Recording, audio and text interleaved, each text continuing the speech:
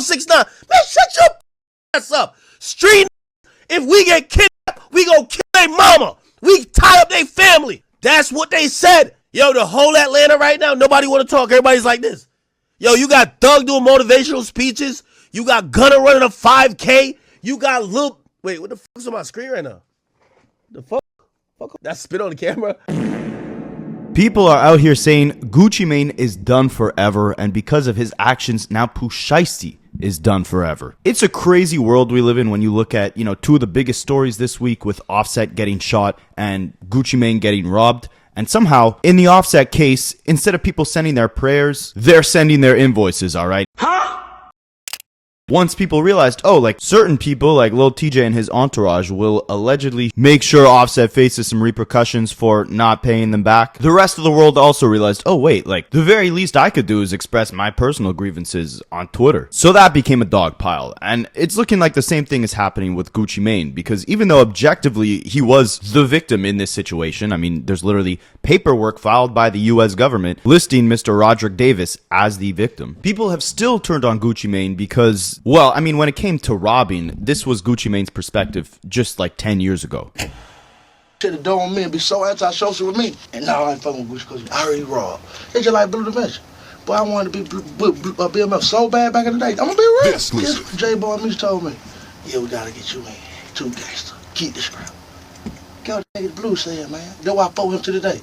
Yeah, I just had to sit down about you. Yeah, we ain't gonna let you in. Yeah, I be robbing too much. But we fought with you. We just smashed them for you, cause they did. Damn near crushed them. But at the same time, we can't let you in, dog. Yeah, you be robbing too much. I ain't even made robbing my black teeth. Bro, we got them alone. We keep footage. You ain't gonna try her. I said, bro, what you talking about? He said, bro, every time I see you, you got an airbrush shirt on. So now seeing Gucci Mane in paperwork as the victim and allegedly cooperating with authorities, people are upset. To me, as a white dude from Canada, I have no business or emotional investment in the state of Gucci Mane's street credibility. I'd rather keep it on the music, but Gucci is giving us the music, and a lot of people feel like he has admitted to everything that went on in this situation, not just in the paperwork, but now in his own actual bars. And it's sad to see the industry turn on him, in my opinion. Like, you had Waka Flocka Flame, right? Like, his most iconic artist, collaborator, former friend. He was on stage the other day and he said, F Gucci Mane. Oh, he said F Gucci. Oh my God. He said F Gucci.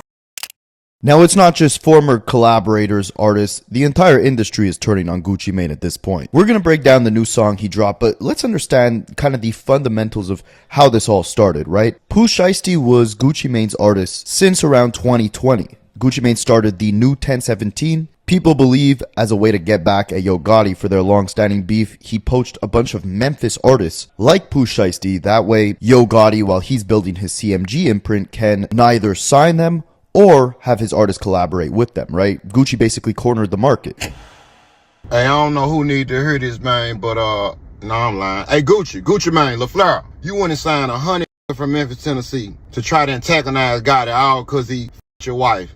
Now I'm gonna go bang his girl. I had already done that. Oh, okay. So you banged your partner's girl? Damn, guy, you ain't my friend, man. It seemed like a very rushed venture. Like, Gucci Mane, aside from a couple throwaway mixtapes, never really put much stock into all these artists that he ended up signing. And by 2024, because a lot of their careers didn't go anywhere, he ended up dropping most of them. But in the video announcing he's dropping everyone, he specifically named Pooh Shiesty as one of 2 artists he's going to keep on his label, obviously because Pooh Shiesty was profitable. You know, it's almost like a whole show in the industry right now, but when I look at my P&L and me being a businessman, I think that I'm gonna have to release almost all my artists, except for Pooh Shiesty and Fujiano.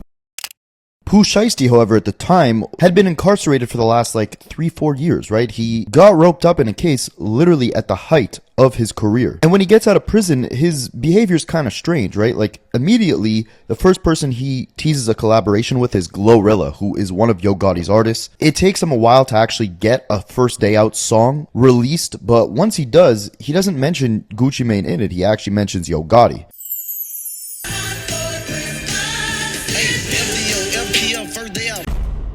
I have a whole video detailing like the entire backstory of this situation because it also involves Pooh Shiesty's cousin, Big Scar, who was another rapper on Gucci Mane's 1017 label, but he unfortunately passed away. And when he did, his family was publicly beefing Gucci Mane online due to them believing Gucci Mane did not support them enough in that time of mourning. Anyways, I'll leave a link in the description to the full breakdown of the backstory of this situation. But let's focus on new information that we have coming out. So, Seti Nash, who is another YouTuber, he was one of the first people to actually break this story when it happened in like January. And he's got some new information now. He's saying that initial Glorilla snippet that Pooh Shiesty had teased when he first came out, yeah, Gucci Mane had actually blocked that from releasing. Let's go. Down the kids, get the stizzo, get a blunt, man. Pop out, we think dog. Also, Pooh Shiesty's First Day Out song that he released many months after he actually got released from prison. It was supposed to come out much earlier, but apparently it's Gucci's fault that it wasn't. And we see this a lot of times with CEOs. The paperwork's got to be right. The hype has got to be there for their artists for it to make sense financially to invest in releasing new singles. But this one seems a little bit sketchier when you look at the backstory between Gucci Mane and Yo Gotti. The fact that Yo Gotti now has Glorilla signed to his imprint, and Pooh Shiesty is shouting out Yo Gotti in his First Day Out song that Gucci Mane, according to Seti, allegedly held up the release of. Gucci Mane expected for y'all to overly feel him, but he forget, and Gucci Mane fans forget, over a couple of months ago, he put out this statement in the song. Break me off if you were ready and we do a song, then take me off. See, FDO was supposed to come out a month before it actually came out. That's the issue that people forget. Not only was FDO supposed to come out a month before it came out, Gucci Mane already blackballed the song that Glorilla and Pooh Shiesty did. Blizzo down the kizzo, hit the stizzo, get a blunt, man. Pistol toe the pudge in my t-shirt every time I drum hang. They did that song way in the beginning of January. Remember, Pooh Shiesty robbed Gucci Mane allegedly on January 10th. That song was already done by January the 3rd. Gucci Mane blocked that song. So it's kind of weird to me how Gucci Mane can sit up here and try to play victim, but you've been actively blackballing this person anyways. Hey, Gucci, you null and void damn near your whole argument when you say this. And after all that, boy, you still signed to me? So while your man Gucci Mane is celebrating snitching on Pooh Shiesty has none of the alleged evidence that they said. He didn't get caught with any diamond rings, bracelets, earrings, or anything like that. He didn't get caught with none of that shit. Nothing that is alleged ever came to fruition. No guns, no contract, no anything. He's still signed to you. Your words exactly. So I'm wondering if that story is just made up. Even if it's true, it's still what you could prove somewhat. So now we had to get on there and hope for an ASAP Rocky moment. Gucci, you might be celebrating a little bit too early, bro. Now we're going to look at key parts of the paperwork of this case because it is interesting. Like, in press conferences, they've said they don't have any physical evidence against Pooh Shiesty's father or Big 30, who are also part of this crime. They say there's no video surveillance, there's no physical proof of them making threats at Gucci Mane. So what Seti here is saying, and what a lot of people have been saying, is that the case is going to rely a lot on witness testimony. All the people who were with Gucci and Gucci himself, if they don't speak up and recount what happened, the feds don't otherwise have much evidence to build a case against Pooh Shiesty. So it will be a pretty significant trial to look at when you have someone who was supposed to be one of the leaders of this next generation potentially see his demise due to his label owner, who is also one of the most notorious figures ever in hip-hop, right? Like, the fate of Pooh Shiesty's career, not just from a business perspective, but literally from a freedom perspective in life, is in the hands of Gucci Mane, potentially. Now, beyond YouTube commentators, there are real criminal lawyers reviewing this case who believe that Gucci Mane could face anywhere from 10 to 30 years for these crimes. I wouldn't be surprised if Pooh Shiesty thing results in very stiff sentences for those involved, especially Shiesty. Shiesty's going to get fucked here. He's going to get a long prison. It's federal. There were guns involved. They will get a Texas judge. They forced Gucci Mane to sign a contract. Lawyers and judges don't play about contracts. Contract law is like the foundation of law. A law itself is basically a contract between yourself and the state and the country you're in. Pooh Shiesty got a second chance. Judges hate when you throw away a second chance. Yes, they do. Pooh Shiesty was on supervised release. Pooh Shiesty had an ankle monitor on. I'm not saying he'll get 30 years, but if he did, I wouldn't be totally surprised. He will get 30 years for this. He absolutely will. He could probably get 20 years for the underlying crime and then 10 years for the gun. Now, there's another lawyer who covers a lot of hip-hop cases. I believe his name is Mo Gangat. I'm definitely butchering the pronunciation. He gave his take on this entire thing, and it seems like the entire world is shocked about this. And there's still so many unanswered questions that this whole trial can end up changing the trajectory of Gucci Mane and Pooh Shiesty's careers forever. The Pooh Shiesty, Gucci Mane situation keeps getting crazier and crazier. Take it from me, as somebody who's been up close and personal with some of these hip-hop cases in ways that you wouldn't believe, every time I think it can't get crazier, the internets will be like, hold my beer. You mean to tell me for months, people have been saying on camera, Pooh Shiesty is sticking up Gucci Mane to get out of his recording contract. Then the FBI comes out and says, actually, it's not on camera. Then a lawyer for one of the big 30s lawyers says Gucci is not testifying because Gucci went on live and said he's not going to cooperate with the government. Then Big 30's lawyer goes and does a line-by-line review of the complaint with Vlad on an interview while his dude is fighting for bond. Huh? Then Gucci Mane drops a song where he outlines essentially the complaint, but then says, I don't settle for less. Contract signed under duress. Read between the lines. Who is he telling to read between what lines to get what message at this point? The only thing that should happen is Pooh Shiesty needs to get on a jail call and get high and then rap, freestyle off the head, telling us his most deepest internal thoughts of this situation, because nothing less could be worthy of the next Pooh Shiesty update. Pooh, please do not do that. So like I said, a lot of people have a lot of polarizing takes, especially after Gucci Mane just released this song where he's basically recounting the entire incident on record. So I want to look at the song, I want to break down the lyrics, but I also want to show you guys some interesting points that other people have made about the scenario. I study rapaholics for a living. The first one I want to look at is Tekashi 6ix9ine because he plays some old clips from Gucci Mane that kind of contradict where we're at today with the actions Gucci has taken in this situation, how he's maneuvered it. And 6ix9ine was in a similar situation, right? Because he, for a while, was the golden goose, the money supplier to this gang that was giving him street credibility, right? Obviously not a similar situation, but he was the one providing funding to this gang. So he compares that situation to how Gucci Mane was basically getting his label funded by the profits of Pooh Shiesty's music, and then he went and turned around and backstabbed him in court when it's all said and done. Similar, I guess, to how 6ix9ine backstabbed a bunch of people that he was funding the lifestyle for a couple years ago. Alright, so now y'all believe me? I've been literally saying this shit for 5 years. I'm about to break it down for you. No, it's different. Now it's moving the goalposts. No, it's different. He's a businessman. Let me break this shit down, nigga. Exhibit A! So, nigga, I have no shit's gonna buy. I never want to stay below up, and I never will. A word? I'm a true G. A true G? I know shit's on you. What? Exhibit B! Yeah, I ain't gonna tell nobody, not even the police. I don't believe in none of that shit. Oh, you don't believe that? The only thing I believe in is don't tell the police. Soft ass, nigga. That shit ain't aged well at all. You don't believe in that shit? Listen, I'm gonna break this shit down. Listen to me. Oh, no, it's different. No, it's different. I won't tell the police. Hear this shit. This is your mouth. I pulled up on business, but y'all was on what? Shit. I pulled up for, I took my shit for kindness. I pulled up on kindness. Y'all pulled up. No, they didn't pull up on no weak shit. They pulled up on street shit. Shit that you rep. Big plans for Pooh Shiesty. Hold on. Do you hear your stupid ass self? Yo, I'm the nigga that put your shit on your commissary. Oh, I did this. Y'all stabbed me in the back. Yo, what happened? Remember 6ix9ine situation? Y'all remember the 6ix9ine situation?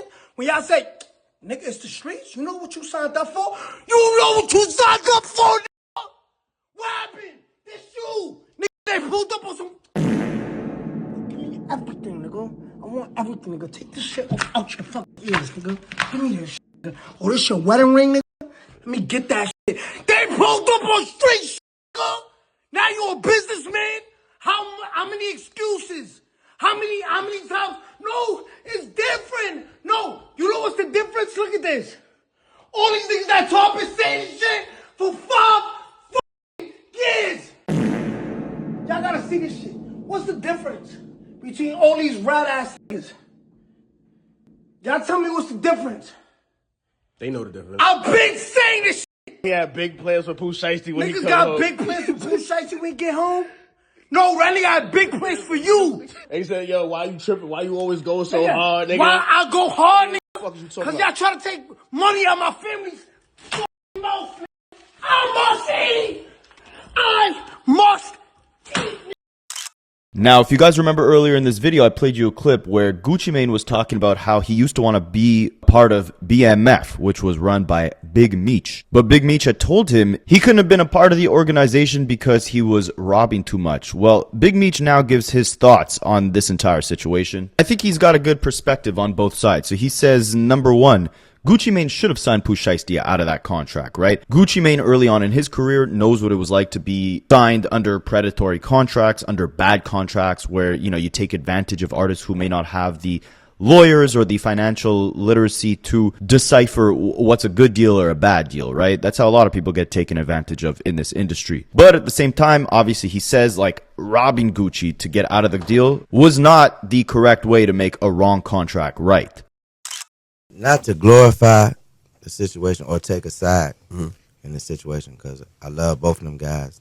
They both have real good crafts. Gucci being the OG, Shiesty being the youngster, you know, representing young culture, the YNs, so to speak. I don't think he was wrong for the signing, which I feel like Gucci should have signed him out the contract if he wanted, because Gucci been down that road before. But at the same time, the robbery part was wrong. Whether he had something to do with it or not, or whether his men just acted off impulse, that was the wrong part about the situation.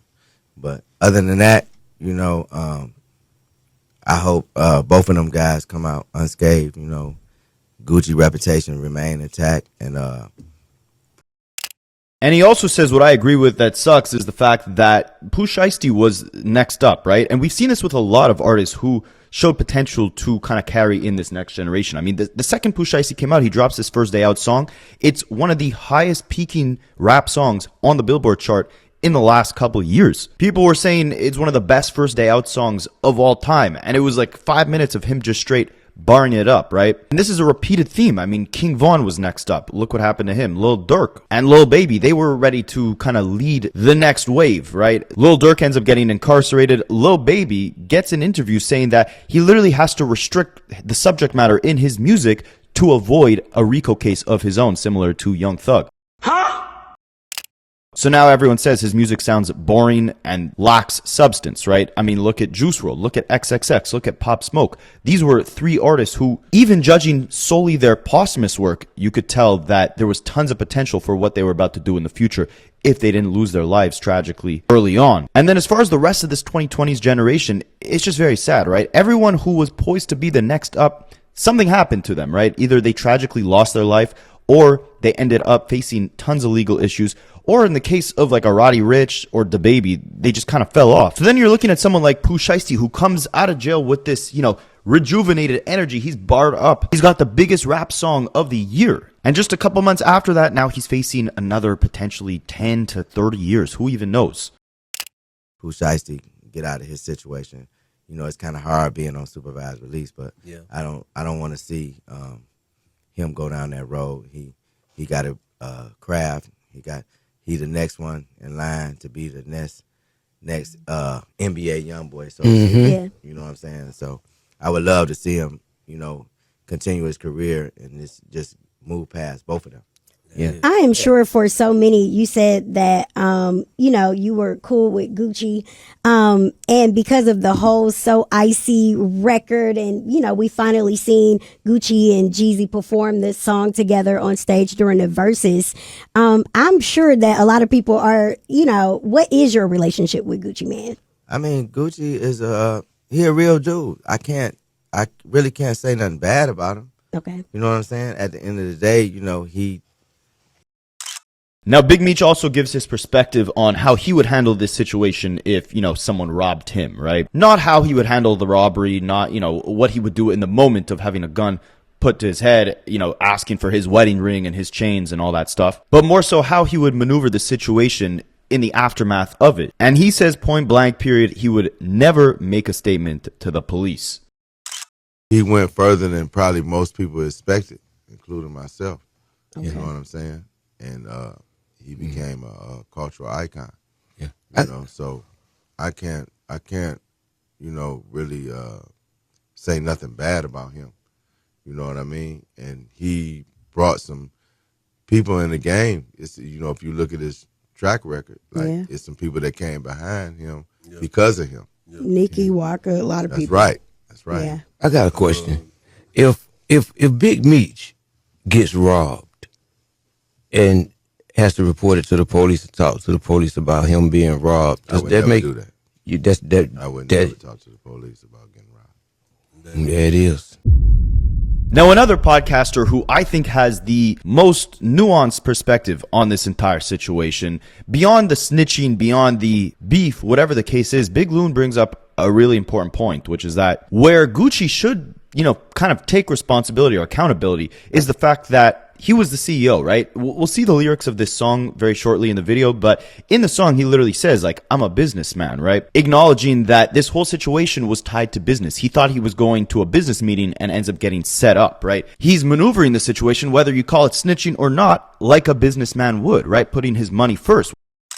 What Big Loon says, as a businessman, as an executive, a CEO, if you want to run a successful company, there is an interpersonal, if that's the right word, element to making sure you got a well-oiled machine, right? You're dealing with an individual who just served 3-4 years in prison, right? Obviously, he's in a very vulnerable or explosive emotional state. Meanwhile, his cousin was signed to you. His cousin passes away. You start beefing online with their entire family. You got a bunch of other disgruntled artists that you just kind of dropped in the snap of the fingers and announced it online, as if it was, just a casual taking out the trash type of thing. His point is Gucci was kind of running the label in a very sloppy way, right? Not looking out for his artists on a human level, understanding where they're at emotionally, where they're at in life. Pooh Shiesty just lost his cousin. He's been facing all this prison time, right? He's coming out of jail and wants out of his contract. And it doesn't seem like you had his best interest in mind. Now, obviously, that doesn't make Pooh Shiesty robbing Gucci at gunpoint to get out of the contract correct. But it does seem like this derived from bad management on Gucci's end in the beginning. It's like, okay, now we getting into a little weird space. Now I'm locked up. My family go down. And you respond like that. And I know you done made money off me. And I'm thinking you the big homie. I'm thinking we locked in. And you respond like that. See, and niggas be going through their own shit. But when you an executive and you important and heavy as the head, you have to have better relationship management skill. And so it let me know that Gucci guards is down because for you to have run-ins with 30, for you to have that situation with Scar, for you not to peep that he probably feel away about what done happened when he was locked up, you sleep. You sleep at the wheel. Because anybody with their eyes open knowing that home probably feel away, you got to clean your face. Sometimes people think because niggas younger than them or niggas ain't got as much money as them, sometimes you got to clean your face though. If you done something that ain't right, just clean your face. That's why I respected when Slime came out with his apology. If you done something ain't right, I'm going to come out and clean my face up. I ain't going to try to hide and act like ain't nothing happened and then pop up back around y'all because this what kind of shit going to happen. Now, Shiesty and them shouldn't have done it like this. This ain't how you do it. You don't take a boardroom situation and handle it like you on the block. You automatically lose on top of being on federal probation with an ankle monitor on. It shows me he was impulsive. But one thing about Gucci, man, you supposed to know he was emotionally charged. See, because being a CEO executive, it ain't just about the title or making the most money. It's about leadership. It's about understanding that, hey, this nigga been harmed. This nigga been hurt. Oh, man, how you imagine how that little nigga feel? And then if he get out and he look at his contract, knowing you done already made all kind of money off me, you handled my cousin like this when I was locked up. You already had a run-in with Big 30. I really don't got no beef with you. I'm just trying to get away from you. And I know you done made money. I'm telling you, I don't think it's the right move, but I'm telling you the mindset. It's Up There podcast is about mindset. Finesse 2 Times, another rapper turned potentially podcaster. I'm not even sure what he does. I've seen his name in the news a lot. Drop a comment if you can let me know what the hell Finesse 2 Times has been up to recently. Does he still make music? I don't know. But he's got, some heavy opinions on this entire situation. He claims that it's Gucci Mane's wife who made him snitch on Pooh Shiesty. And if you guys didn't know, Gucci Mane released a book, I believe, last year, and he was on the Breakfast Club with his wife, kind of detailing his struggles with bipolar disorder. Gucci Mane has obviously had some very, explosive episodes in the past where he's went off on social media, on Twitter, at other rappers, etc. And Gucci's wife says that she now basically controls his phone whenever he's about to go through an episode. And a lot of people were saying she's kind of too overbearing on him, making too many of his decisions. That's not for me to judge, and she does seem supportive. But here you have Finesse 2 Times claiming that after this robbery took place, it was Gucci's wife who made him give statements to the feds. I don't know. Check it out for yourself. And I told Suge this. I said, is Gucci Mane telling? That's Keisha doing it. That's his wife. His wife making him tell. She's standing on woman time. It's gonna be bad. Like I told y'all, they got something in the feds called relevant conduct. Relevant conduct means if you have ever did anything like the charge that's relevant to the one that you got now, your current charge, with no evidence, they can find you guilty just because of the relevancy, the relevant conduct. They just said, bro, up Drake and pop nigga ass in the Yemen. In this situation, they saying, bro, up Drake and rob nigga. They saying this. This shit, the same situation about the rob.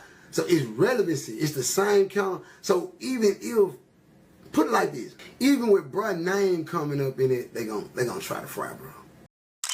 Now, Finesse 2 Times is by far not the only rapper to be disappointed in Gucci Mane for this entire situation. You also had Rico Reckless, who says that people used to look at Gucci Mane as the archetype. He was the most influential rapper for their generation. And sadly, with the series of events or with how Gucci Mane's been maneuvering this situation, that's all down the toilet. That up a bean, then it got down on me. It set your bitch ass up. Fuck you talking about? Your ass kicked out, bleed. Hey, folks, I need my YNs across America right now, folks. His ass out of there, folks. And folks, peep that. I'm old school. Gucci led us. He led all the old schools. We all like Gucci. We grew up off that shit thinking folks was the most stand-upest nigga. Niggas stopped playing Jeezy almost because of him. Jeezy trying to help us get some money. Your bitch ass trying to help us rob and kill, and you gonna snitch when the motherfucker do it to you. I'm disappointed, folks. I ain't gonna lie, folks. I'm disappointed, folks, cause Gucci, it's motherfucker put Gucci on the it's Gucci, motherfucker nah. And your ass the whole bitch out here making a song about it. Then you thought that was cool. Your wife in the house, she told you that was cool. For them great, that shit wasn't cool, boy. Take that shit the fuck down, man. Sit your old goof ass down, man. Shit over with, Wop. Your ass a bitch and a snitch. Free shiesty. So this guy, CEO Mikey, he gives a very interesting perspective on beyond the business side of things, beyond the paperwork or the snitching allegations, where does Gucci Mane actually take his career from here, right? It's hard to say that he can have, this flourishing career as an actual artist himself by this point in time. I mean, he's already 2+ decades in, right? And with the state that hip hop is in currently and where Gucci's at creatively currently, you guys tell me, are you checking for new Gucci Mane music? When was the last time Gucci had, a solo hit or project that really made an impact? The last one I could think of was 2016 with his collab project with Metro Boomin.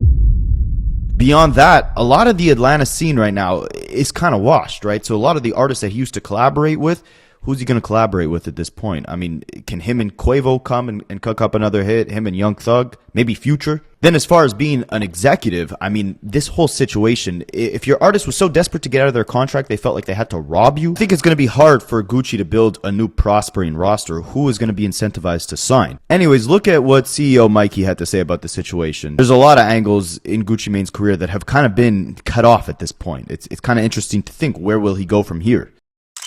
So it is official. Yesterday in court, an FBI agent took the stand under oath and literally sit here and said there is paperwork with Gucci Mane name on it. Gucci Mane did write a statement on the whole Pooh Shiesty situation. So for all the people like, oh, let's stop talking about street snitching and stuff like that. We too old for that conversation. They're cool. Let's just keep it straight on business. And real quick, before we get into that, I do want people to go back and do your homework on Gucci Mane, because I think a lot of people forgot that Gucci Mane used to be signed to an independent label out of Atlanta called Big Cat Records. And just do your Googles and do your research. Put in Gucci Mane versus Big Cat on your YouTube, and I'm guarantee you some songs, some interviews, documentaries, and stuff will pop up. So you can do your homework on that one, because I think a lot of people just forgot about that part of Gucci Mane career, or you're just not a real Gucci Mane fan. Now let's get into today's time. Realistically, because even a couple of weeks, maybe about 2 months ago, Gucci Mane did an interview and was like, man, all these old rappers sitting here doing podcasts because they washed up. So now you sitting here saying Gucci didn't close that door on himself. My next question is, where does Gucci Mane go from here? Because there's no new hot young street artist that's going to want to run and go sign the 1017. This has already been quiet for think about all the young Atlanta rappers that Gucci didn't help throw alley-oops to or whatever the case may be. None of them signed to him. So now how do you get anybody else to want to sign to Gucci with these, especially when we talk about street artists, or even any artist with real buzz via social media? Who wants their name attached to this type of mess? Nobody, because that's going to kill whatever momentum you already got going for yourself. So realistically now, boom, I can't be a music exec anymore. Now let's sit here and go to just touring and getting booked for shows or whatever the case may be, because I'm not sitting here saying people going, because if some old Gucci come on my gym playlist, I'm still going to bang it. I ain't going to sit here and act like, oh, I'm going to cut off my shirt off. I ain't about to do that. But at the same time, I'm not about to sit here and go run to if Gucci put out a single tomorrow. I ain't trying to hear that. And then again, you sit here saying tour-wise, Gucci is not getting booked by Live Nation. Gucci cannot go do a tour like Cardi B's doing right now. Gucci, realistically, at this point in his career, would be kind of like maybe get booked for like an old homecoming party. He may get like one of them Trick Daddy with the AKA situations. He may be able to book, realistically right now, who would book Gucci for a show?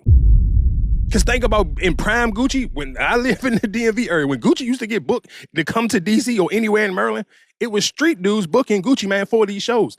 There ain't no street dude about to send a rat some bread. So how does Gucci Mane continuously still have a thriving music business career with this on his? This is the FBI agent under oath. She ain't just making, this ain't just somebody on YouTube or some podcaster with a hypothetical. No, this is a FBI agent under oath. Dog, I don't care how you want to dress this up. It's cool. You can stick a fork in Gucci. He is well done. Now, you might be curious, like, how did this case even get filed against Pooh Shiesty and his father and Big 30 and the 5 other guys, like, in the first place? What they likely thought is like, hey, if we, put Gucci at gunpoint and force him to sign these release papers, Pooh Shiesty will be able to get out of his contract because Gucci Mane won't go to the authorities and say, I signed these contracts under duress. He won't, quote unquote, snitch on Pooh Shiesty for, trying to get released out of his contract in this manner, right? This is what Pooh Shiesty likely thought. Like, I could rob Gucci, he's not going to snitch on me. I could force him to sign these release papers and no one will ever know because he's not going to snitch, right? Well, you might be wondering, like, how did the feds even get informed of this case? Well, during a bond hearing, one of the lawyers on the case spoke about the situation, and it's interesting what he says. Like, at first, when this occurred in January, the statements from the victims were all over the place. They were choppy. It wasn't enough to build a real case. But now, 3 months later, the feds somehow have enough information to build the full case. So what exactly happened in between? So we had a bond hearing today and a PC hearing today. I think that the relevant things that were said today that I thought were fascinating were that it took 3 months to build a case. And I think the reason for that was because the statements that were given on the evening that this occurred were very questionable. I think the way that the statements were made, what allegedly was witnessed and what wasn't witnessed, I think gave great pause to the FBI. The FBI doesn't take 3 months to arrest someone if they believe everything that was said on the night that it occurred. They were involved the first night and then nothing happened for 3 months. In addition to that I thought was quite embarrassing was that an FBI agent says they don't have the resources to keep their eye on an individual. This is allegedly an individual that committed a crime that they then didn't watch to see if the guns were present, if the jewelry was present. And what didn't we hear today? What we didn't hear today is there is no contract, this mystery contract. They have no contract. They have no video of this alleged signing of a contract. They have no guns. They have no jewelry. They have none of that physical evidence. What they have is they have allegedly 5 individuals, one of them being a very well-known individual that is allegedly cooperating with the government and making these allegations against my client and many more. Huh? You're essentially arguing that got only a he said kind of case, no evidence. Correct. Yeah, it's very fair. I think that this is it's a he said type of case. I mean, obviously, there's 5 individuals on one side. What we're missing are the other people that were present in the room, right? The owner of the studio who says he didn't hear anything or see anything. The way they leave the studio, where no one is in concert with anybody else, no one's arguing with anyone else. One of the individuals says, "Hey, can I get my watches back?" Like, the story is quite unusual, and I think that the FBI knew that. I think the investigators knew that it was unusual, and I think that's why it took so long to make the arrest. What is your response to the judge saying that your client still violated the terms of this egg monitor location? Sure, those are all things that are going to be flushed out. The fact is that he was allowed to be in certain areas at certain times. That really wasn't an argument for today. My main thrust of today was to really push on the evidence and see exactly what they had and when they had. How about this? How about the individual who wrote the complaint, who actually drafted the complaint, who was sitting in the courtroom, who's only been an FBI agent for 4 years, does not take the stand. They put someone else on to say what she wrote in her own complaint when she's sitting in the courtroom. And that's done quite often in gamesmanship, because they don't want to put a rookie on the stand and be measured by our legal team. How far away is this from trial? Oh, who knows? We're going to get discovery. We'll take a look at their discovery. They're going to say it's ongoing. I mean, think about it. They had 3 months to get this stuff. They had 3 months to get warrants. They didn't get warrants that night. They didn't get warrants the next night. They didn't get warrants the next month. They didn't get warrants the month after. They waited 3 months to get warrants on whether or not there's guns, whether or not there's jewelry. How about their cell phones? How about the computers? That gives me great pause when I see a case that takes that long to get warrants, if you believe everything that was said on the evening that it occurs. Does the guy have a path out of jail? So my understanding is the FBI has, over the past 3 or 4 months, has interviewed none of the alleged victims, and allegedly they all have future dates to give statements. But I have no idea if that's true. We're basing it on what the agent said on the stand, that each one of those witnesses from that evening is going to appear and give a statement to the federal authorities. So RD never made a statement as of now? Not to the FBI, but that evening it appears from the material that they produced and from the agent's testimony is that RD gave a statement that evening, but since that evening has not given another statement. But the FBI said in the future they're all scheduled to give statements, so we'll have to see. All right? Now, as far as, all right, is Gucci Mane making a statement or not? Whatever. Let's keep it more so on what we've heard within the music. So he just dropped this new track called Crash Dummy last night. A Zaytoven beat. The first thing you hear is that Zaytoven producer tag. So if you're questioning, will producers, be scared or be hesitant to still collaborate with Gucci? It looks like, his right-hand guy, Zaytoven, is still there, which is definitely a great asset to have. He starts the song off rapping. Tell the truth, you went out like a real crash dummy, and after all that, boy, you're still signed to me? I'm like Birdman, and this my cash money, and your fat butt flunky, he's a stone cold junkie. I got my bread up, I always keep my head up. Now, off the rip, to compare yourself to Birdman in this situation when people are already criticizing you for making, Pooh Shiesty sign such a bad contract that he had to rob you just to get out of it, you might not want to be comparing yourself to Birdman. Birdman has a long history of not really doing his artists the best, right? Like, look at every single Hot Boys member has basically been in some sort of legal dispute with Birdman to try and get their money back. Each and every one of the Hot Boys and Manny Fresh at one point had their grievances with Birdman, right? Like, yeah, right now they all might be cool and all that, but like, this is 20 years of history. And at one point or another, each of them, even Lil Wayne, his right-hand guy who he raised since 11 years old, at one point or another had a problem with Birdman. So, for Gucci to compare himself to the Bird, I don't know.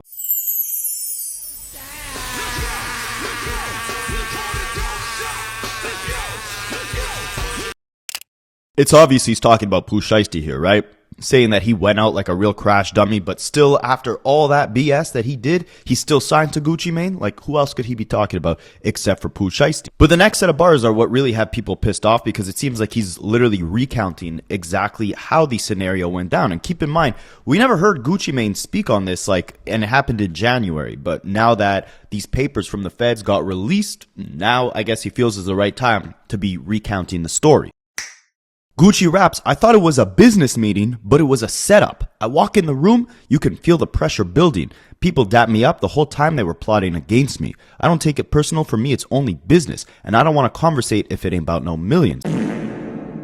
In the paperwork, it literally says that Gucci Mane thought this would be a business meeting in the studio to talk about Pooh Shiesty's contract, right? Pooh Shiesty flew in from Memphis to Dallas, met up with Gucci Mane at the studio, and then robbed him. Gucci Mane was only there with the intention thinking that it'd be a business meeting. So he's basically quoting the actual federal paperwork in the lyrics of this new song, right? He's recounting the story here. And I don't know, like I'm no lawyer, so I don't know in the case if they could use these lyrics against Pooh Shiesty, like if the prosecutors can use these Gucci Mane lyrics. But as far as him, admitting that this actually went down, it's pretty clear evidence right here, right? Like he's obviously saying like this is exactly what happened and he's narrating it the exact same way. He's narrating it with the same consistency that the story in the actual paperwork has against Pooh Shiesty.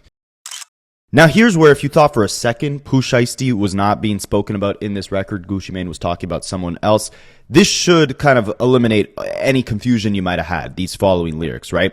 You play stupid games, then you win stupid prizes. Some people like to take a person's kindness for weakness. I pulled up on business. Y'all was on some weak stuff. Basically, again, reiterating, Gucci Mane pulled up on this meeting thinking it was a business meeting.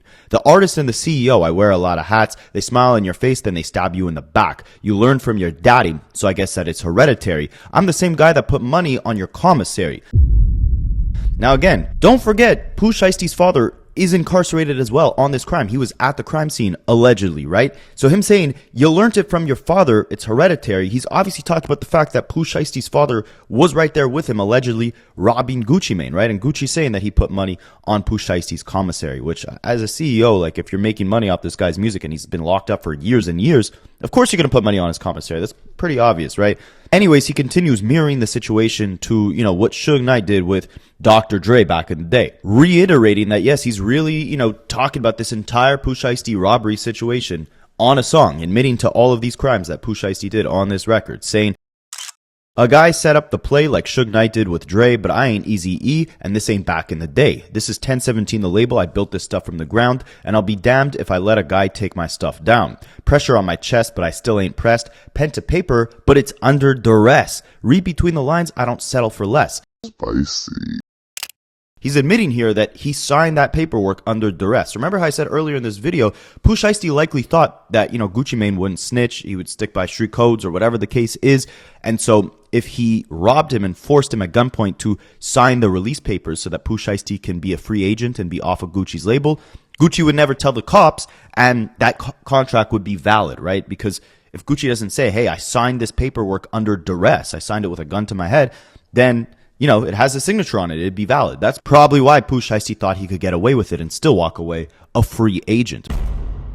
But he got a little too ahead of himself, right? He robbed Gucci's wedding ring. He robbed all his jewelry and all that stuff. He robbed the cameraman. He robbed the security guard who's really an off-duty policeman, right? And Gucci admits here in this song that pen to paper, like, yeah, I signed your release papers, but it was under duress. Like, he's admitting the crime here, right? He's admitting the crime that Pooh Shiesty committed, essentially. So it's crazy. This song comes out and the internet is in a freaking frenzy. I mean, you basically have Gucci Mane here narrating you line by line exactly how this crime went down, saying that he, really did sign this contract under duress and taunting Pooh Shiesty for essentially still being signed under 1017, but now being locked up while trying to escape the label. And then Gucci also compares himself to Birdman, one of the most notorious hip-hop CEO executives that, has a long history of his artists being disgruntled and feeling like he ripped them off. So I don't think the song will age very well for Gucci Mane. I saw someone say he should hire La Russell's engineer, because if you guys didn't know, La Russell's engineer tried to stop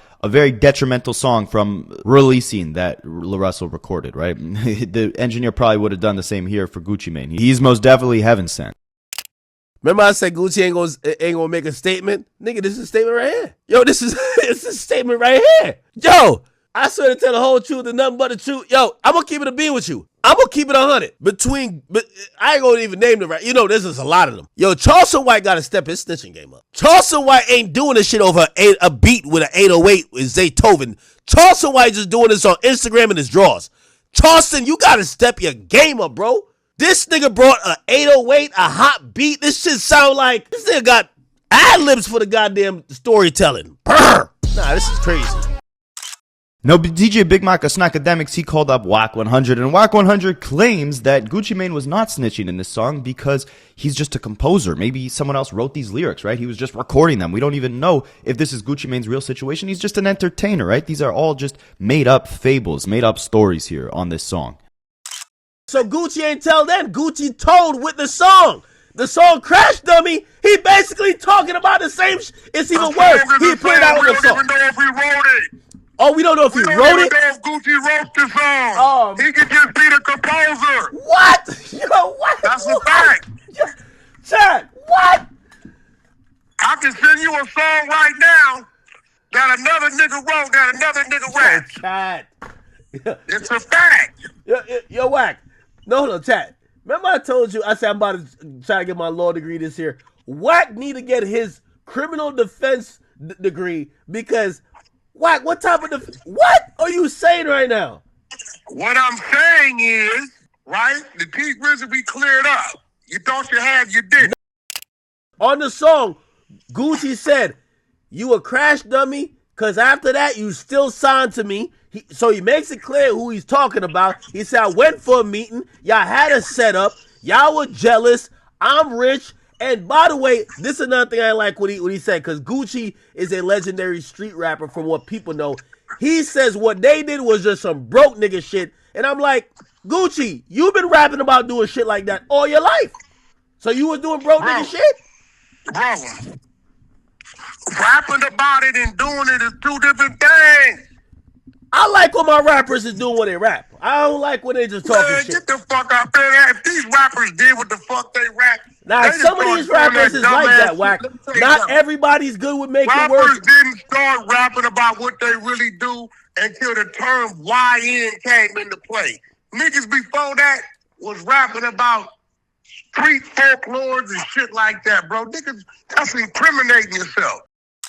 Meanwhile, DJ Big Mac Akademiks, he was so angry when he heard this song because, of course, he is, the biggest gangster, right, in his mother's basement. He said that this, aside from the J. Cole apologizing stuff, is the weakest thing we have ever seen within hip-hop.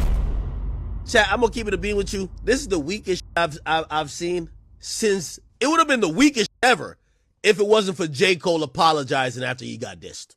The J. Cole is historic. Like, that's the weakest ever. But this is weak too. Getting robbed by your artist, making a police report, then instead of going to get your back, dissing the nigga for robbing you. Nah, this is crazy.